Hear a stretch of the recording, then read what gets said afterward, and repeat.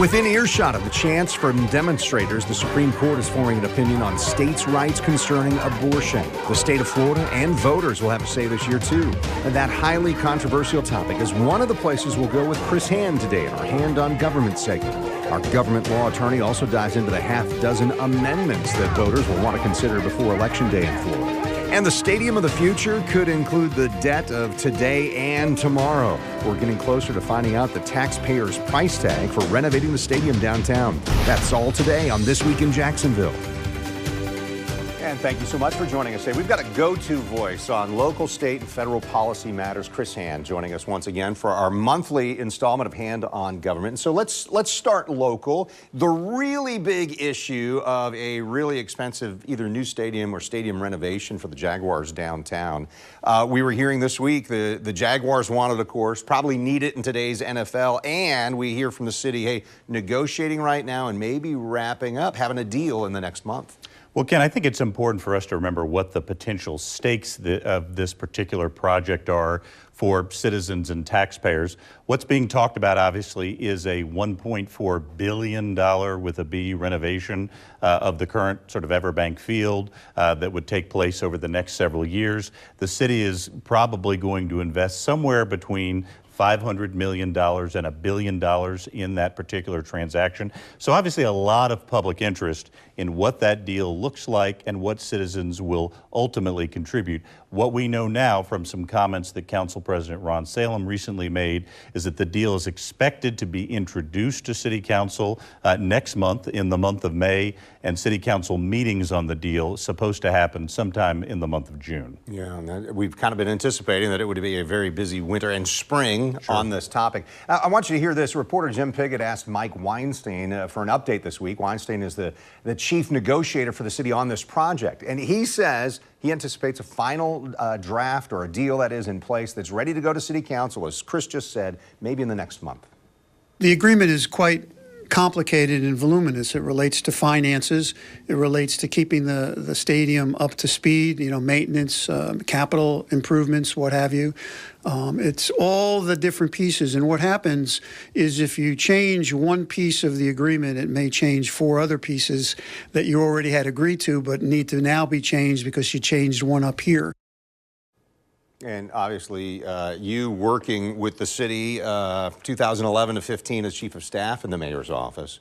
What is that like when you're going to talk with the NFL franchise in town about stadium renovations or things that they want? And it seems like they wouldn't have to be heavy-handed, but you know that that's a priority for so many people. Well, let's just be clear. First of all, the city of Jacksonville actually owns the stadium. The Jaguars are the major tenant, but the city is the owner. That's why there need to be these negotiations, and of course also over issues of the amount of money involved. And so there is a lot of back and forth. During our administration is when the Jaguars did some renovations, including the new scoreboards and the water features, maybe not that new, a decade ago at this point. But it is a crucial period, not just for people in city government, Kent, but also for taxpayers, because really important to remember there are real budget implications of any deal that ultimately gets passed. Again, the city of Jacksonville is talking about potentially putting in somewhere between $500 million and $1 billion into that project. That absolutely has implications for the operational budget, those day-to-day services we receive as citizens, and also for the capital budget, all the sidewalks and streets and other capital projects that the city does. So really important. I mentioned earlier that Council President Salem talked about those, I think he said 5 or 6 community meetings over a period of 2 weeks. That level of public engagement is going to be really important in this process, and I think very important for city officials to have very candid conversations with citizens about here are what we see as the benefits of this deal, and here are the budget implications of the deal. This is what might mean for future of City of Jacksonville budgets. We've talked about that there are some coming fiscal challenges for the City of Jacksonville. Here's what that might mean for you, and also important for Kent, for citizens to use their role, their rights and responsibilities of citizenship to reach out to the mayor's office, to reach out to the 6 council members that directly represent them, their district council member and the 5 at-large members, to ask questions, make sure that their voices are heard about this process. It's a very significant infrastructure investment, one that's going to have long-term impacts. Important that citizens be involved. Yeah, and 2 things that I think are important that we talk about also. So you mentioned $500 million to $1 billion. That's compared to the annual city budget of?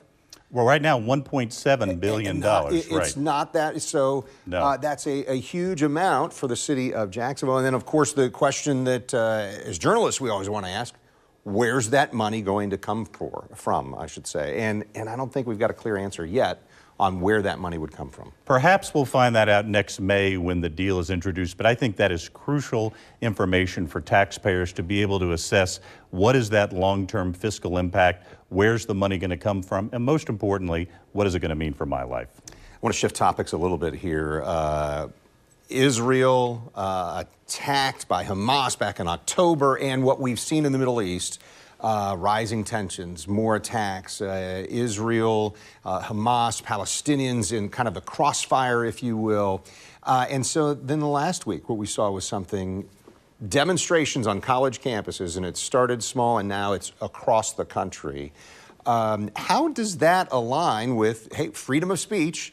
And what we're hearing from the other side is, hey, we need to be able to protect our students on campus and keep them safe. Well, Kent, just to sort of provide some context about where this all started, obviously the beginnings of this were those horrific October 7th, 2023 attacks by the terrorist group Hamas on Israel, killed 1,200 Israeli citizens, nearly 250 taken hostage, still about 130 of those in captivity. That led to the Israel-Gaza war, which has resulted in a number of casualties. I think the latest estimate is about 34,000 killed in that conflict. This has also generated a considerable amount of controversy and debate in the United States between different groups who have different positions on that. And as you say, it has most recently manifested itself on college campuses. Just in this month alone, Kent, there have been hundreds of arrests for protests at places like Columbia University in New York City, Emerson College in Boston, Emory University in Atlanta, the University of Southern California in Los Angeles, and the University of Texas in Austin. So really a nationwide phenomenon. And I think what a lot of campus leaders are dealing with is we certainly have a First Amendment. Universities are supposed to be places where there is an exchange of ideas, there are debates and discussions, but there are other considerations that have to be taken into account as well.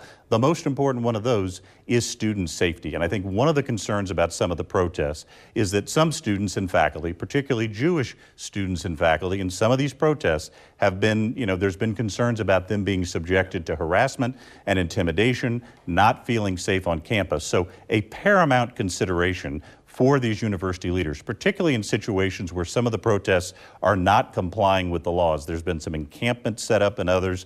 Obviously, a lot of that is not sort of legally compliant, is making sure that students feel safe on campus. That is a paramount consideration. We're not going to spend too much longer on this, but I want to show you, we asked the question, the Associated Press did too, hey, what do the students want to see happen? And among those, stop doing business with Israel or companies that support the ongoing war, call for universities to separate themselves from any companies that are advancing Israel's military efforts, and some other things. Stop doing business with weapons manufacturers if they're supplying arms to Israel. All of these things that are listed here, I mean, that's part of the right discussion, the exchange of ideas. It's just when it transcends that and gets to a place of violence or threats, or where students legitimately don't feel like I can even go on campus and get my studies done because of what's going on. That's the problem. Well, we're now seeing situations where, Columbia University, for example, has given students the option to be remote for the rest of the semester. There's, for example, Brandeis University in Boston is offering Jewish students the opportunity to transfer there if they don't feel safe at their current colleges. So you're absolutely right. Universities are a place where there should be and can be a free exchange of ideas, discuss differing perspectives. But again, a line is crossed when the safety of students is at risk, when they're subject to harassment and intimidation. And that's part of the debate we're seeing right now as these protests continue at universities across the United States. All right, so more with Chris when we come back, including the local, state, and national topic of abortion. That's next on This Week in Jacksonville. Don't go anywhere.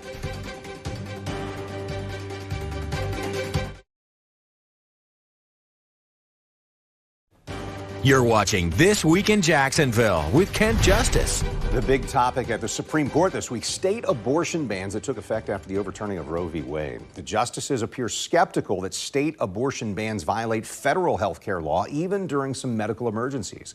This week, demonstrators from both sides gathered outside the Supreme Court while justices heard the case inside.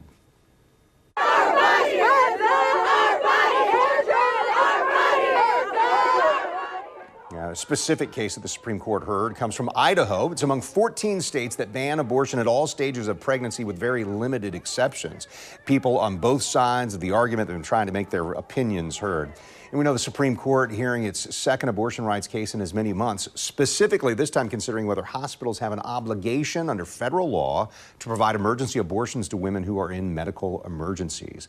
The justices expected to make their ruling by late June. So, Chris Hand, this specific issue, this topic, it's wrapped up both on that federal level, it's on the state level, both here in Florida and in Georgia. And I know that coming up very soon, the new, more restrictive ban on abortion is happening here in the state of Florida, too. Well, Ken, in addition to what's happening in the Supreme Court, where they're trying to decide if the federal requirement to provide emergency services, which is called EMTALA, also applies to abortions in states where it has been banned. As you know, it is going to be a very active year, already is here in the state of Florida on this issue. Just last week, President Biden was in Tampa to discuss reproductive rights and sort of draw a contrast between himself and his likely opponent, Donald Trump, on that issue, and to raise concerns about Florida's upcoming 6-week ban. And actually here in Jacksonville on May 1st, the day that 6-week ban takes effect, Vice President Kamala Harris will be here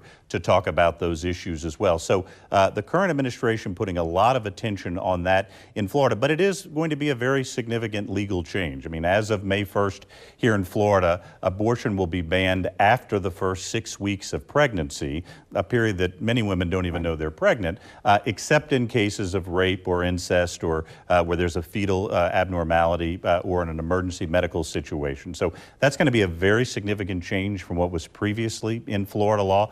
We know at the beginning of this month, the Florida Supreme Court did two things. Number one, they were asked to rule on the constitutionality of that 6-week abortion ban that the legislature passed in 2023. They ruled that it was constitutional, but they simultaneously approved for the November ballot an amendment that would change that ban, that would restore the legal standard in Florida for an abortion to the point of viability, which is many people say is around 24 weeks, and provide exceptions when the health of the mother is at stake. And so knowing that we're going to talk through this amendment and what have you, let me show you here. This is what it says. It could be 2024's biggest political issue in Florida, by the way. Voters get to decide whether to enshrine abortion rights in the state constitution, and the vote will come after Governor DeSantis and the lawmakers, as you mentioned, approved the 6-week ban. So in part, the amendment says no law shall prohibit, penalize, delay, or restrict abortion before viability or when necessary to protect the patient's health as determined by the patient's health care provider. This is Amendment 4, I believe, that's going to be on the ballot here. Will these legal challenges or anything happen that will change that? Or, hey, we know in November, Floridians get to vote on that issue. Well, that's right. And of course, the Supreme Court in the ruling from 2022, the Dobbs decision, returned this issue to state governments and said that is an issue in the province of state legislatures to decide. And in this case, in November, the people will decide. This is probably, Kent, going to be the most intensely contested issue on the 2024 ballot here in Florida. In order to pass this amendment, and any constitutional amendment has to get 60% of the vote. We can anticipate very robust both citizen and political action, both for and against this amendment between now and November, because the stakes are very high. It is difficult to get to that 60% mark, but that's part of why the law is there, is to make sure that more people than just the slim majority would say that that's what we want for our state's constitution. So I invite you to stay with us. We're going to talk about the other constitutional amendments on the ballot this year and what they mean. That's just ahead on This Week in Jacksonville.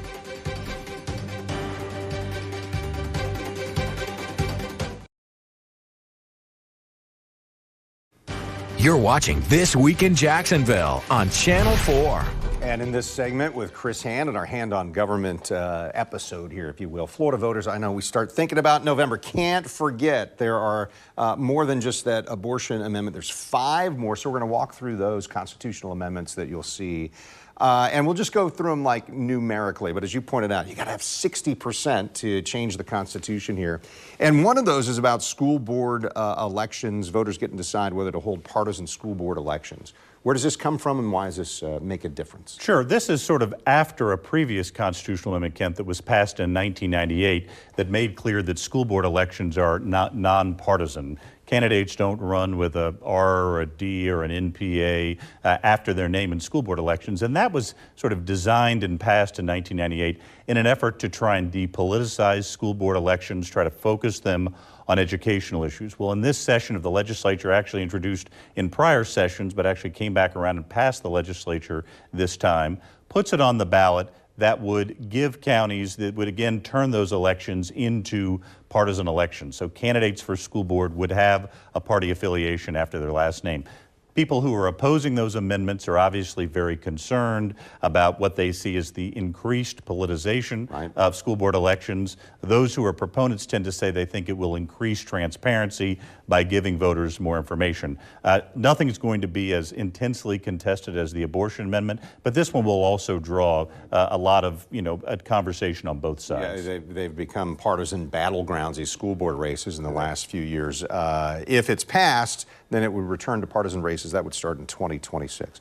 Another, fishing and hunting. So we got some information here. Hunting and fishing shall be preserved forever as a public right and preferred means of responsibly managing and controlling fish and wildlife.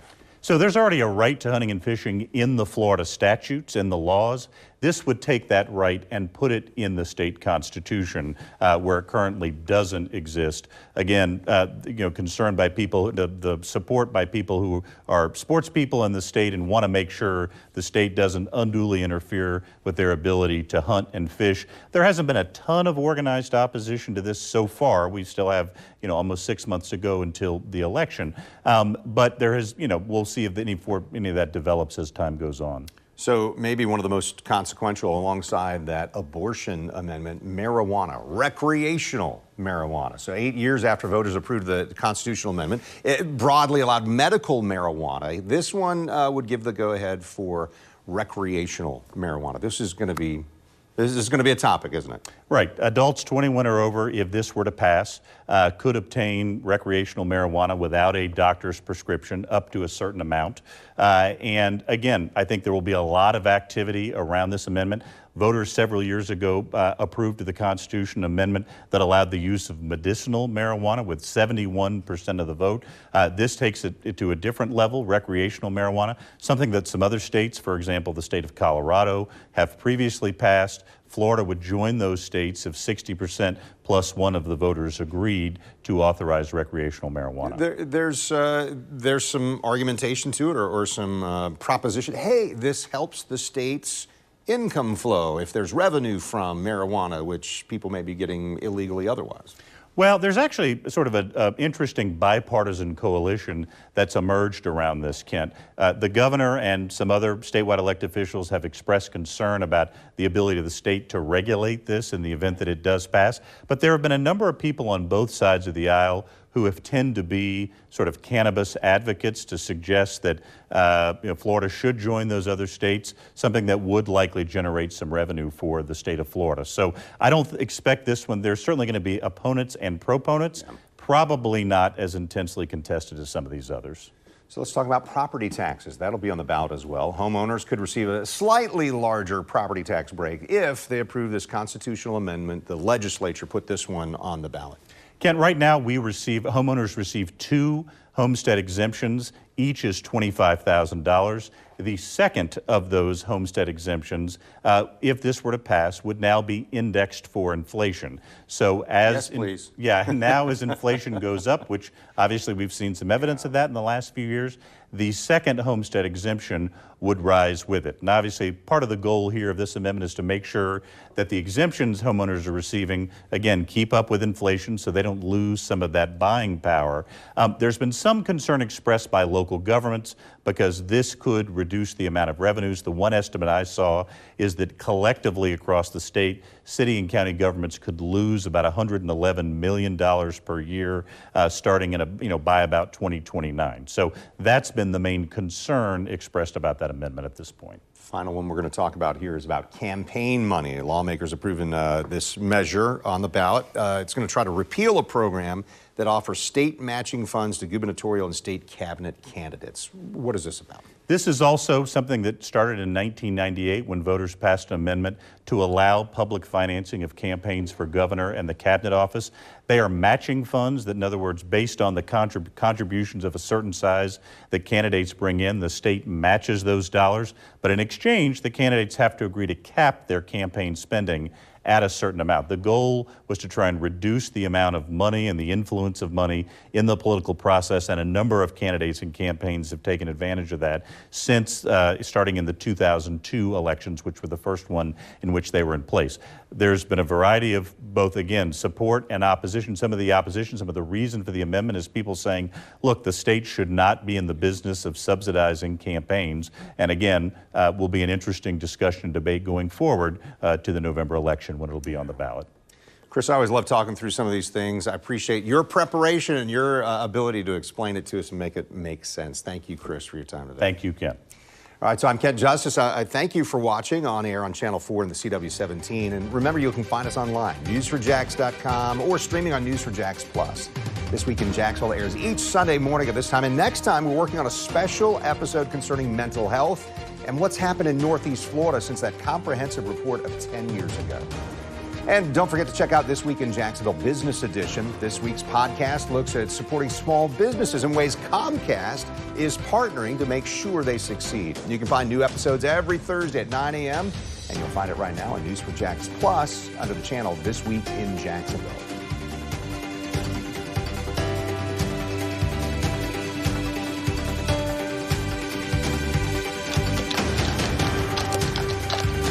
See why every day more people are choosing News4Jax, Northeast Florida and South Georgia's #1 source for local news.